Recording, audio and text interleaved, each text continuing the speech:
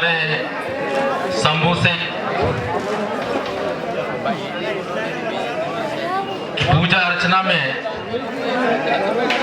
दूर दराज से आए हुए सभी मातृ शक्ति और पितृ शक्तियों को सत सत नमन करता हूं।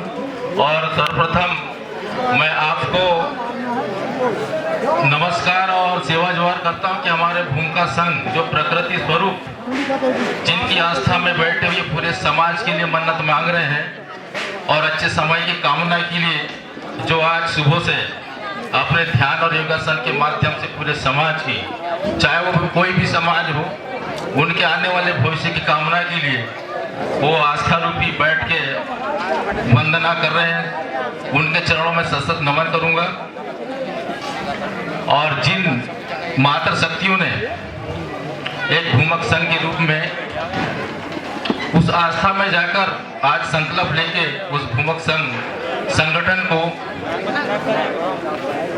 जो सहयोग कर उसकी जो भागीदारी और जनाधार जो बढ़ाने का जो उनका सहयोग रहा है, ये हम सब समाज के लिए बड़ी गौरव की बात है। और इसके पश्चात आप रमरमा समिति वालों ने हम दूर दराज से आए हुए वक्ताओं का स्वागत बारी बारी से किया। सबसे पहले हम रमरमा समिति को मैं अपनी ओर से धन्यवाद दूंगा कि इन्होंने सर्वप्रथम हमारा सम्मान करने के लिए इस मंच पे बुलाया। तो सबसे पहले समिति को मैं अपनी तरफ से उनको बहुत बहुत धन्यवाद दूंगा कि उन्होंने इस मंच पे आके पीले चावल से हमारा सम्मान दिया। बहुत सारी चीज है जो हम काफी समय से एक जुनून और जोश रहता है समाज को उत्थान और विकास के लिए। किस आदमी ने कितना पढ़ा और किस आदमी ने कितना नहीं पढ़ा ये मायने नहीं रखता। हर आदमी हर कर्मों को, हर जन्म के कर्मों के साथ उसका जन्म होता है और वही आदमी समाज के सहयोग में मतलब ध्यान देता है और धीरे धीरे उसमें अध्ययन होने लगता है। तब उसे यह एहसास नहीं होता है कि इस मंच में या किसी कार्यक्रम में जाके मैं क्या बोलूंगा, उसके अपने अपने कर्म है। लेकिन निरंतर एक चीज बताना चाहूंगा आपको कि जितने हमारे भूमक संघ आध्यात्मिक लोग जो हमारी वंशावली के लिए आराधना करते हैं, वो इन्हीं की एक कृपा होती है। वो हमके समझ में नहीं आता, मैं कभी नहीं गया उनके झुंड में, लेकिन मुझे मालूम है कि हम किसी न किसी जन्म में कहीं ना कहीं तो रहेंगे, क्योंकि ये भारत भूमि है, ये वीरों की भूमि है। कई प्रकार की लड़ाई हुई है। जैसे हमारे मोदी जी ने बोले कि 52 के किले, भारत का नाम कैसे पड़ा?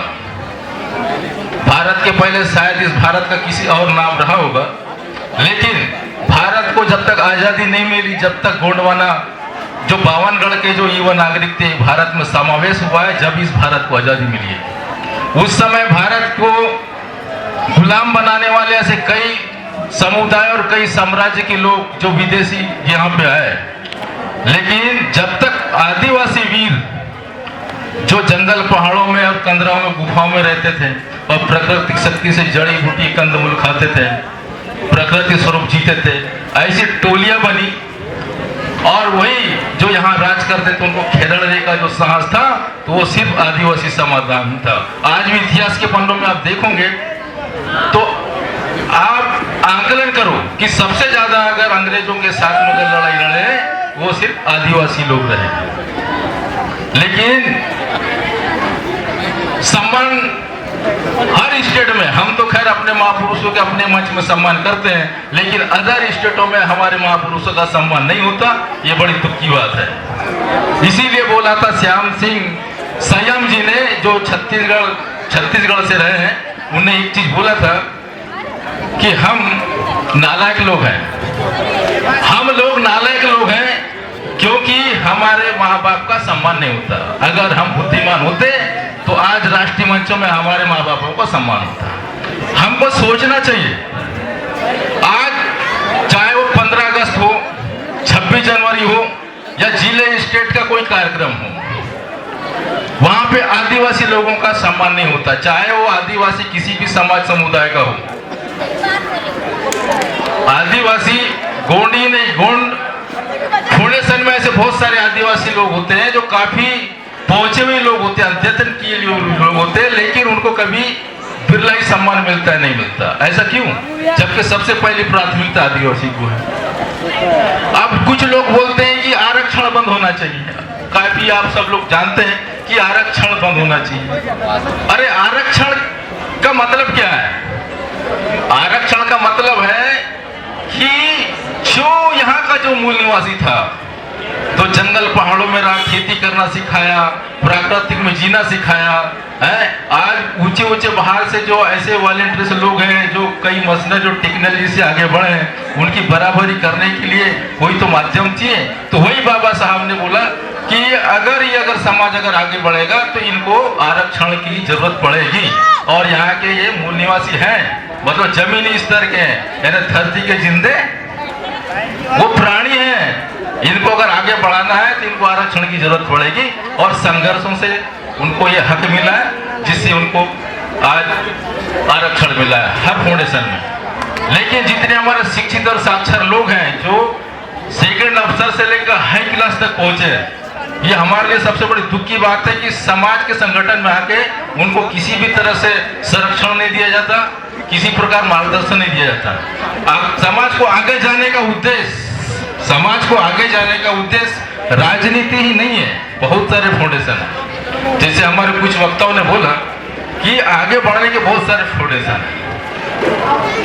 आप आंकलन करो, आज देखो क्रिकेट में कितने लोग आगे बढ़ रहे हैं, कुश्ती में कितने लोग आगे बढ़ रहे हैं, नृत्य संगीत में कितने आगे बढ़ रहे हैं। अभी कुछ चीजें आई जो मैं सटीक में बात करना चाहता हूँ कि राजनीति सब कुछ है, मैं मानता हूँ राजनीति सब कुछ है। आज कहना चाहिए 75 से 70 साल हो गए, मान लो आजादी। कांग्रेस 60 साल राज की, बीजेपी आज 30-40 कमान कर रही है, ठीक है।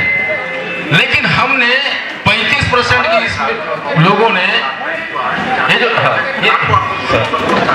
चलो सॉरी, तो मैं आप सब लोगों को कहना चाहूंगा कि हमारा एक उद्देश्य है, क्योंकि हम लोग आदिवासी, हम किसी जाति धर्म से हम विरोध नहीं करते, हमारा तो उद्देश्य जियो और जीने दो है। लेकिन कुछ लोग ऐसे हैं जो जिएंगे लेकिन जीने नहीं देंगे, ऐसे लोगों का हमें विरोध करना है। जय हिंद, जय भारत, जय सेवा, जय बड़ा देव।